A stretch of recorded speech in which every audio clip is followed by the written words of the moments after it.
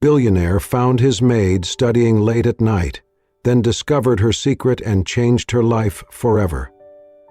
The mansion was silent, cloaked in darkness except for a single beam of light spilling faintly from the kitchen.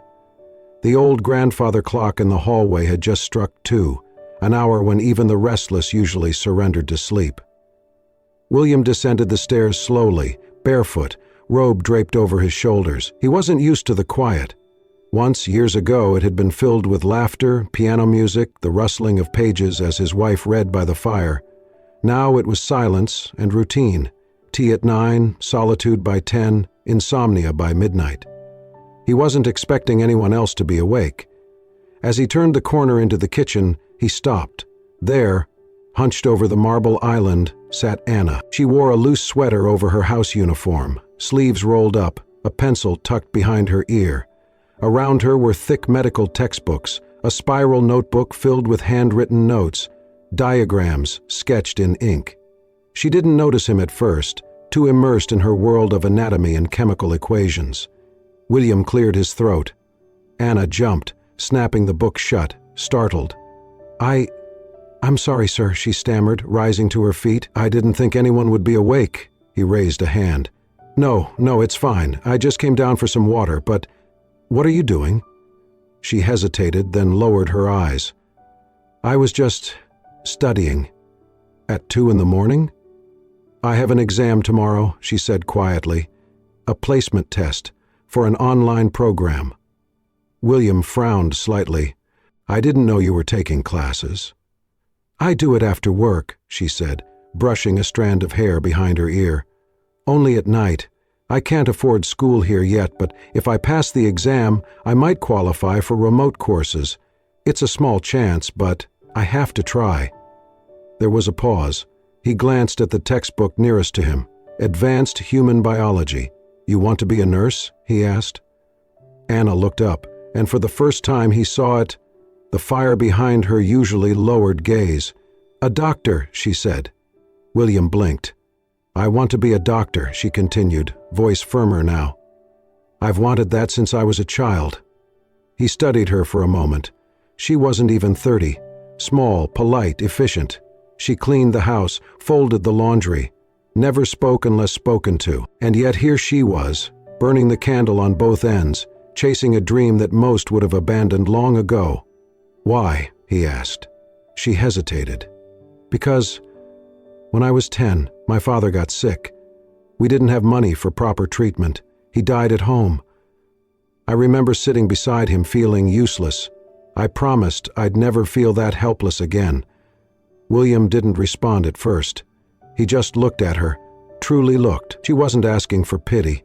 Her voice wasn't broken. Her eyes didn't beg. She simply stood there, quietly brave, surrounded by the tools of a dream no one had handed her, one she was building with scraps of time, worn books, and pure determination.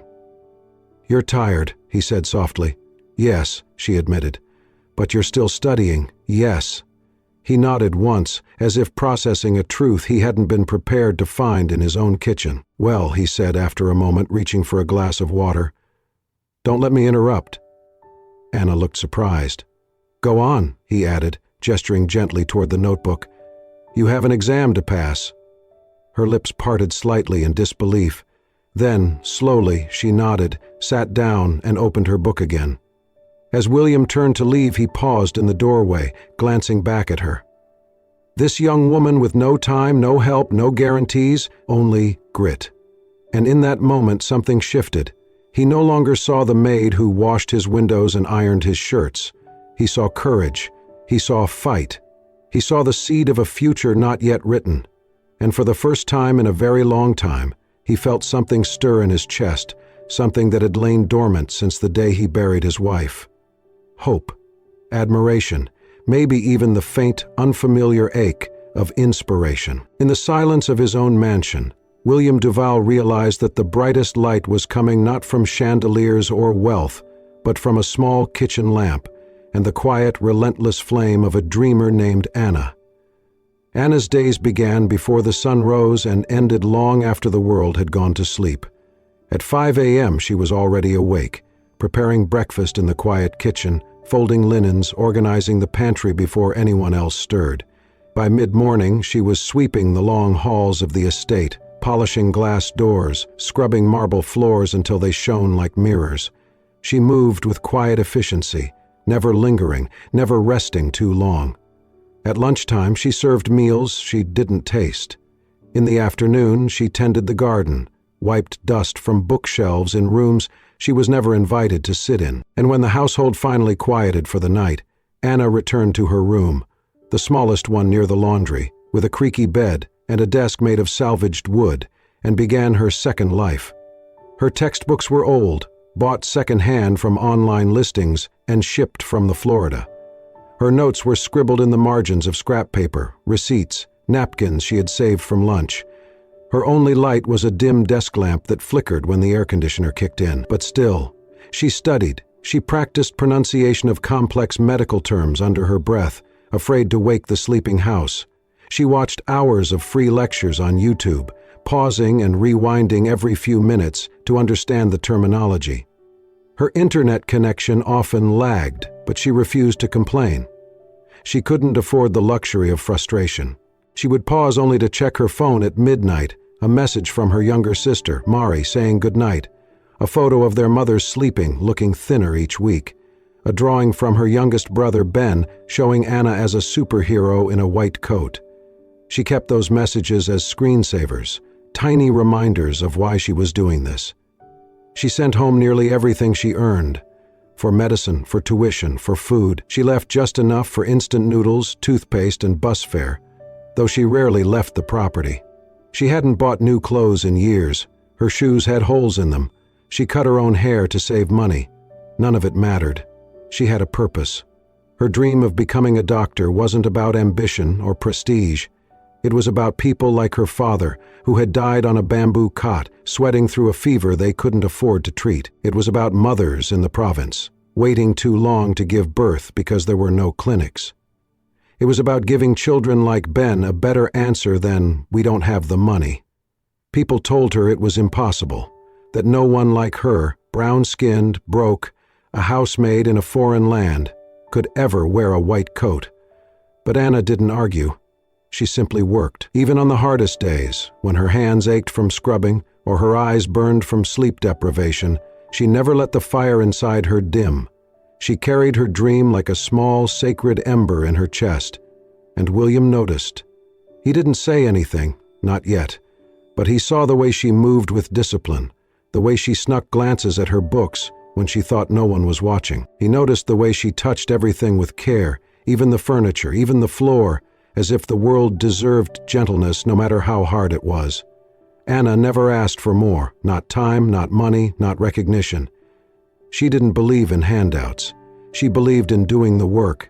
And she did, quietly, relentlessly, unapologetically. One night, as she sat at her desk, cross-referencing symptoms for a mock diagnostic test, she looked up at the ceiling and whispered to herself, "I'll get there, even if it takes me forever. I'll get there." She didn't know if anyone heard, but someone had, and for the first time in his life, William felt that perhaps true strength wasn't loud or powerful or adorned in medals. Sometimes, true strength wore an apron by day, a pencil in her hair by night, and carried the weight of a future no one else believed in, except her. It began with a second glance. At first, William had only observed Anna from a distance, casually, with the kind of detached curiosity that people of his stature often had toward those who quietly served them. But something shifted after that night in the kitchen. After seeing her huddled over medical books, eyes blazing with tired resolve, he found himself noticing her more closely, more often. He saw how gently she trimmed the hydrangeas in the back garden, as if they were living things with stories to tell. How she wrapped a dish towel around the handle of the hot kettle so the cook wouldn't burn his hand. How she noticed when the butler looked pale and left him warm soup outside his door with no name attached. She didn't speak much, but in the silence, she communicated something few people in William's world ever did. Awareness, kindness, not as performance but as instinct. He started asking her questions in passing, small, non-intrusive things at first. "How long have you been working here? 3 years, sir. Before that, private homes. Always live-in. It's easier for saving. Her answers were short, respectful. She never lingered, never assumed. But she was honest, and it was that honesty, clear, stripped of performance, that struck him. One evening, as he sat on the terrace nursing a cup of black tea, he saw her returning from the market with 2 bags in hand. Instead of handing them off, she stopped by the gardener, who was on his knees tending to a rose bush, and handed him a small box of balm for his knees. "You said they ached last week," she said softly, before disappearing into the kitchen. William didn't speak. But something stirred inside him. The next evening, as he passed the hallway near the study, he found her sitting by the open door of the service corridor, reading again. She looked up, startled, then began to stand. "No need," he said. "Mind if I join you?" Her eyes widened slightly. "Here?" "I like the quiet," he said, lowering himself into the opposite chair. She blinked, nodded, then closed her book. "No, don't stop on my account," he said. She hesitated, then opened it again. A few minutes passed in silence. Then softly he asked, "Do you miss the Florida?" She paused. "Every day." "Why don't you go back?" She didn't look up. "Because everything I need to become is still here."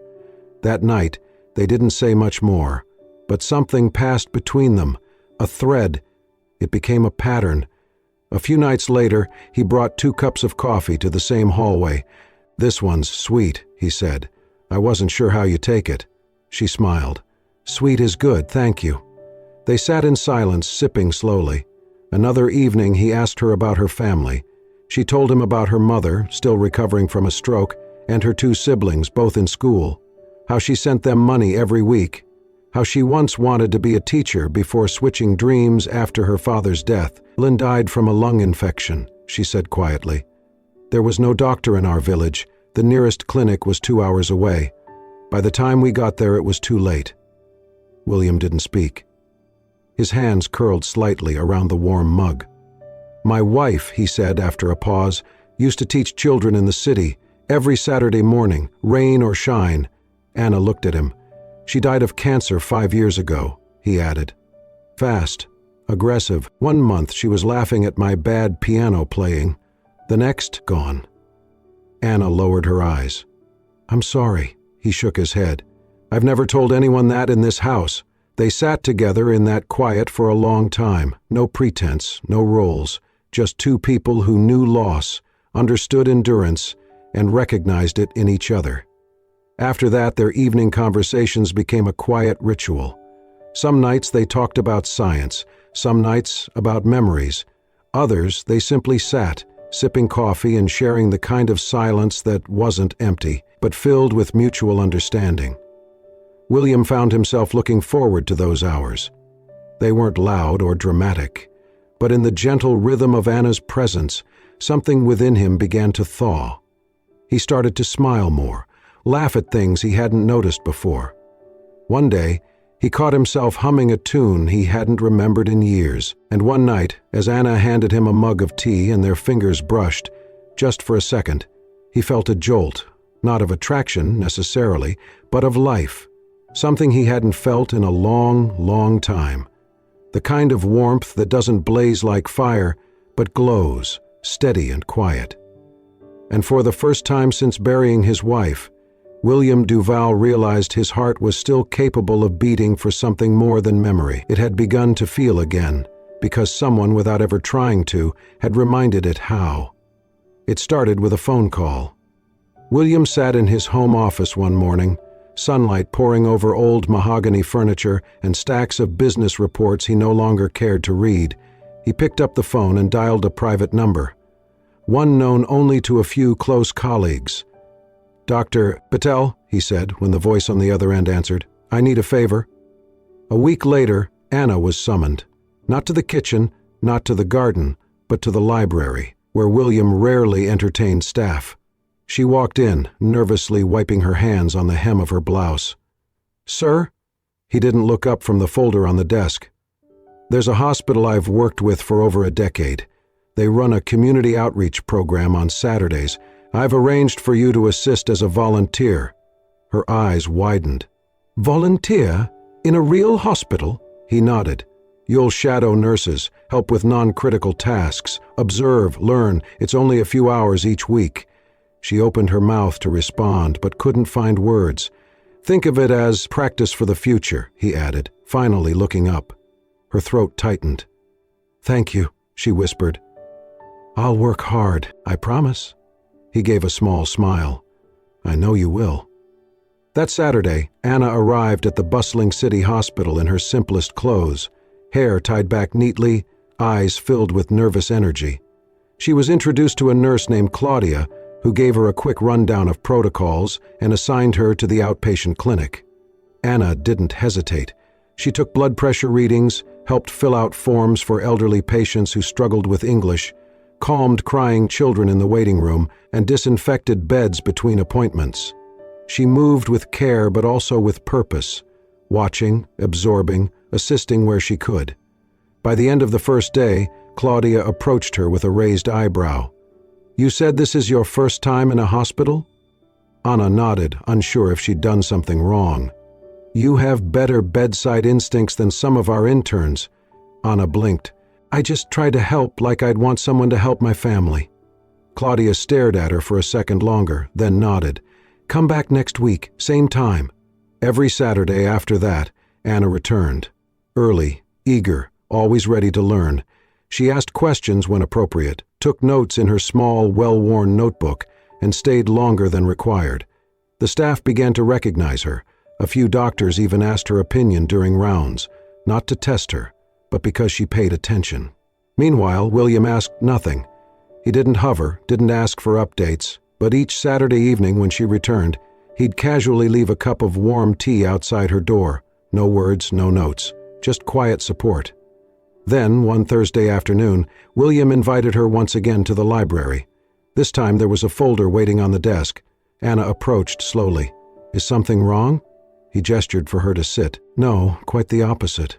She took the seat, confused. William slid the folder across the desk. Inside was an acceptance letter from a prestigious healthcare foundation tied to his company. It was addressed to her, a full scholarship to a 2-year pre-medical certificate program with a guaranteed pathway into a partner university's medical school if she passed. Her hands shook as she read. I don't understand, she whispered. I didn't apply for this. You didn't need to, he said. I did. She looked up, stunned. Why would you do that for me? William met her gaze, eyes steady. Because I see who you are becoming. Tears welled up in her eyes. You work harder than anyone I know. You've taught yourself more than some students with every advantage in the world. And you care, deeply, genuinely. That can't be taught, but it deserves to be nurtured. She covered her mouth with her hand, trying to process it all. You don't owe me anything, he continued. This isn't charity, this is belief. You've earned every line of that letter. I just helped the world see it. I'm just, she shook her head, a housemaid. No, he said softly. You're a future doctor. You just need the world to catch up. That night, Anna didn't study. She sat in her room, staring at the acceptance letter, the seal embossed in gold at the top, her name printed in bold. All her life she had fought for scraps, for minutes to learn, for books to borrow, for the smallest sliver of a dream. Now, a door had opened, not by miracle, but by the quiet faith of someone who had seen her, not her position, not her poverty, but her potential. And that, more than any acceptance letter, was the gift she had never dared to ask for. Hope. Real, tangible hope, the kind that could build a future. Anna held the letter in her hands for days, folding and unfolding it, tracing her name with her fingertip, rereading each line until she could recite it in her sleep. A full scholarship, a real classroom, professors, labs, textbooks she wouldn't have to borrow, a future. But behind that golden seal was a cost she couldn't ignore. She sat at her desk late one night, calculator in hand, scribbling numbers on the back of an envelope. Tuition was covered, but rent back home wasn't. Nor were her mother's medications, nor the school fees for Marie and Ben. Every dollar she sent home from her maid's salary was already accounted for. If she left this job to study full-time, that lifeline would disappear. She placed her head in her hands. Could she really walk away? From the steady income, however small? From the people she had sworn to care for? Could she risk everything they depended on, just to chase something that still felt like a dream? The next morning, Anna asked to speak with William. He invited her into the conservatory, a quiet, sunlit space lined with potted orchids and ferns. She stood stiffly across from him, the acceptance letter clutched tightly in her hands. I don't think I can go, she said, her voice low. Not now. William looked up from the tea he was pouring. Why? I send money home every week. My mother's health depends on her medication. My siblings, they're still in school. If I stop working, they'll have nothing. I can't be selfish. He set the teapot down. Anna, what you call selfish, I call brave. She shook her head. They need me more than the world needs another doctor. He stood slowly, walked over to her, and gently placed a hand on the letter between her fingers. You've spent your entire life giving, and I admire that. But if you give up your dream to survive, you'll keep surviving and never truly live. Her eyes filled with tears. I'm not asking you to abandon them, he continued, but maybe it's time someone else helped carry the weight. Maybe it's time you became the person you were meant to be. She stared at him, trembling. No one's ever said that to me before, she whispered. I mean it. Silence settled between them like falling dust. Then, slowly, she lowered herself into the chair across from him. Her fingers loosened on the letter. Her shoulders dropped. I'm scared, she said. I know, he replied gently. That's how you know it's worth it. Anna looked out the glass doors at the morning sun pouring across the garden. She thought of her father, coughing in the dark, her mother waiting for medicine, her sister drawing pictures of Anna in a white coat, her brother with wide eyes full of questions she never had time to answer, and she thought of herself, not who she had been, but who she might become. Finally, she nodded. I'll do it. William exhaled, a small smile touching his lips. Then the world just got luckier. She laughed through the tears, the kind of laugh that came from deep within, half joy, half disbelief. I don't know how to thank you, she said. You don't have to, he said. Just become who you already are. That night, Anna began to pack, not with fear, but with something else, courage. The quiet thrill of finally stepping into a life that had always felt just out of reach. She wasn't leaving her family behind. She was walking forward, for them and for herself. The first day at the Medical Foundation program felt like entering another world.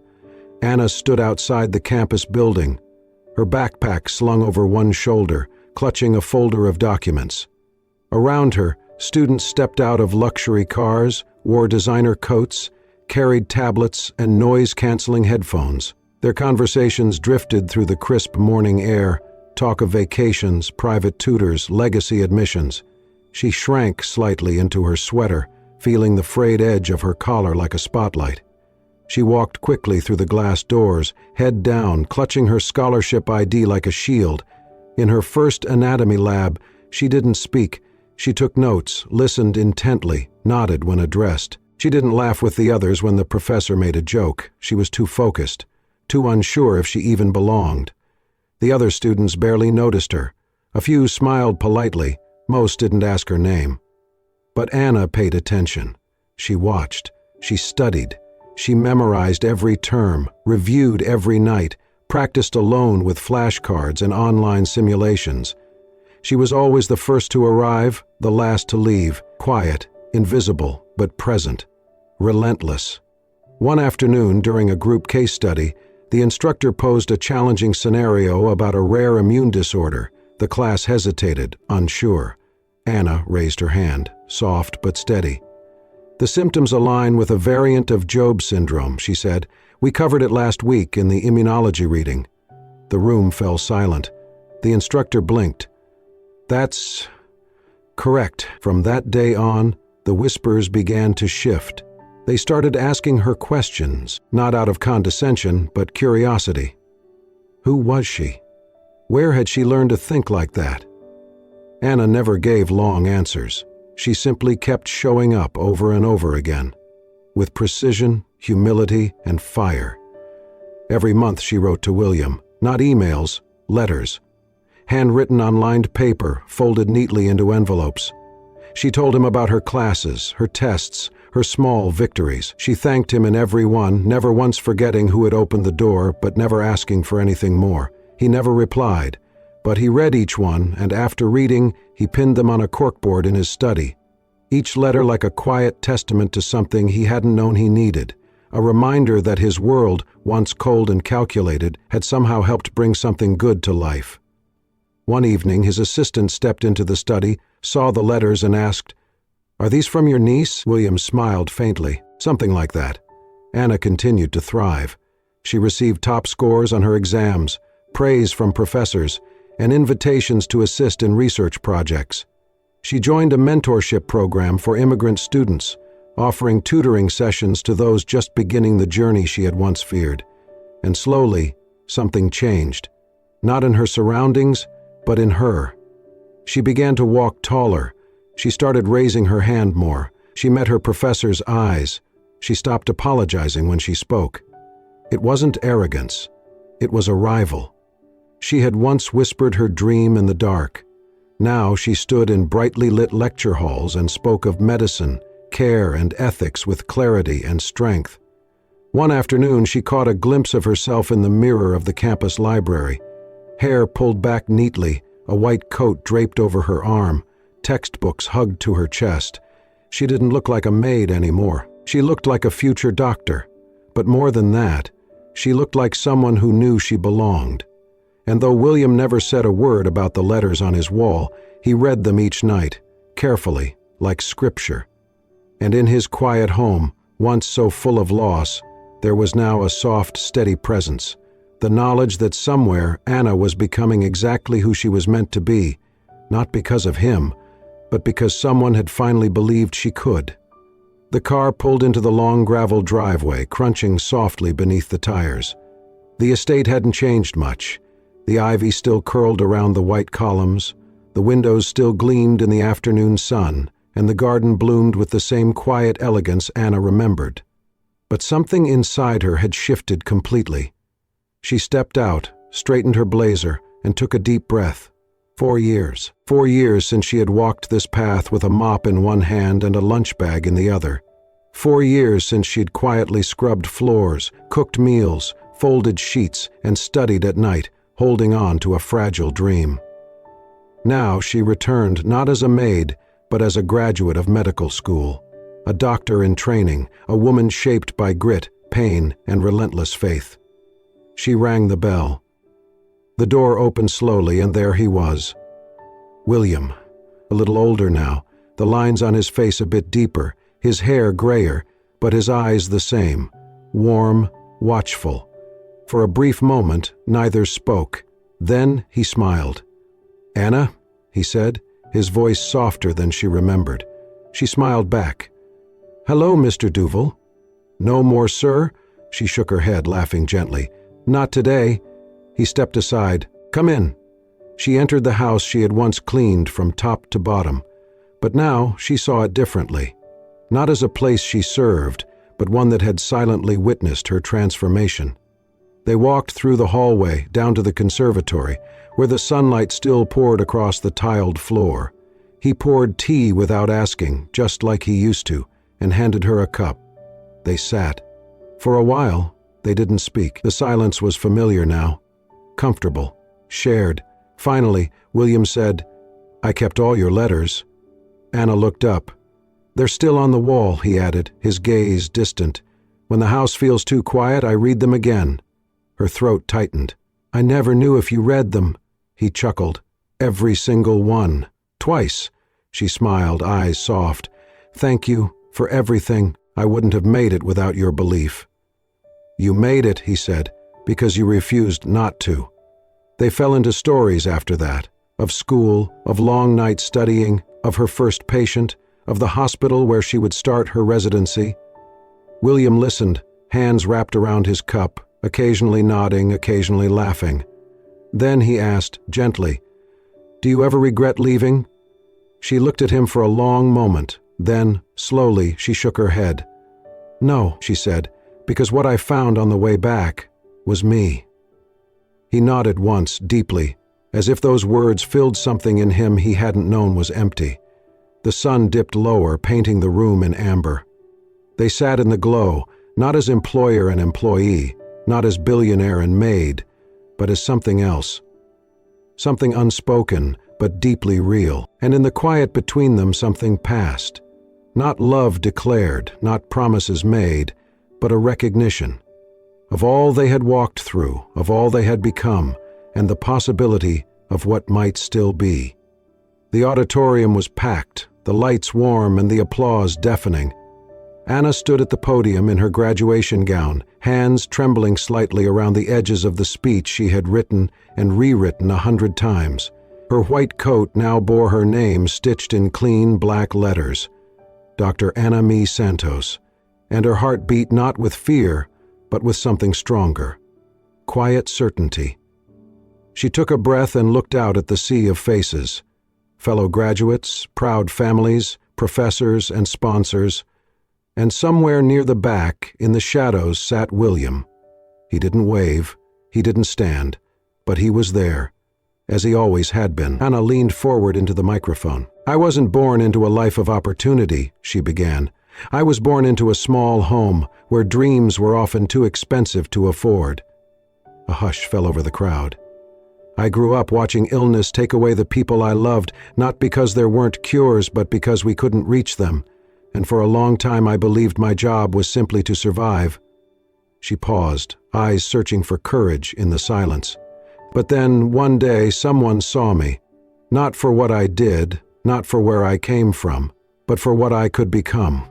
She smiled, soft and steady. "There was a man who saw me, not as a maid, but as a story waiting to be told. And he gave me the one thing that can't be bought, belief." A murmur rippled through the audience, but Anna didn't flinch. "That belief changed everything, and now I stand here not just as a doctor, but as proof that kindness can be the seed of something extraordinary." The standing ovation lasted minutes, but Anna didn't hear it. Her eyes had already found him. William, still seated, not clapping but smiling, a slow, proud smile that reached his eyes. Months later, Anna opened her first community clinic in a modest building in Queens. It wasn't glamorous, just 5 rooms, a small waiting area, and a mural painted by local kids on the side wall. But it was full of patients, of volunteers, of hope. She offered checkups to undocumented families, prenatal care to mothers who couldn't afford hospitals, vaccines for children who'd fallen through the cracks. Her staff was small, her budget tighter than ever, but her doors were always open. She named it Project Hiwaga, Tagalog for wonder, a tribute to the mystery of how life, despite everything, could still bloom. No donor names were printed on the plaque, but Anna knew. William funded the equipment, covered the rent, sent monthly donations through anonymous channels. When she thanked him, through letters, voicemails, messages he never answered, he simply continued. Quietly, one autumn afternoon, Anna invited him to visit. He arrived at closing hour, dressed in a simple coat, looking slightly thinner, a little slower, but his eyes still carried that steady gaze she'd come to trust. They sat on a bench outside the clinic, watching a group of children play with sidewalk chalk, drawing suns and stick figures and dreams. Neither spoke for a while. Then Anna said, "They think the building is magic." William raised an eyebrow. "Is it?" She smiled. "In a way, it was built on something stronger than concrete." He looked at her for a long moment, then reached for her hand. For just a moment, he held it. No words, no movement, just stillness. Then he let go. But in his eyes was everything she needed to know. That he had never stopped believing in her. That he had never wanted anything in return. That maybe, just maybe, love didn't always need to be spoken aloud to be real. She leaned her head lightly against his shoulder. The children laughed louder. The mural caught the sunset. And 2 people, once strangers in a kitchen lit by a single bulb, sat quietly, witnessing the life they'd built together, in different ways, for the same reason. Some stories don't end in love. Some begin with it, and simply keep growing. Thank you for staying with us through this powerful journey, one that began in silence, under the dim glow of a kitchen light, and unfolded into something far greater than either of them could have imagined. Anna and William's story isn't just about success or sacrifice. It's about seeing someone, truly seeing them, not for where they are, but for where they're capable of going. It's about the kind of love that doesn't always need to be named, but is felt deeply in the quiet moments of belief, support, and unwavering care. If this story touched your heart, please consider subscribing to Soul-Stirring Stories, where every week we bring you more true-to-life tales of hope, resilience, compassion, and the unexpected beauty of human connection. Your next favorite story is just one click away. Until next time, keep believing in others and in yourself.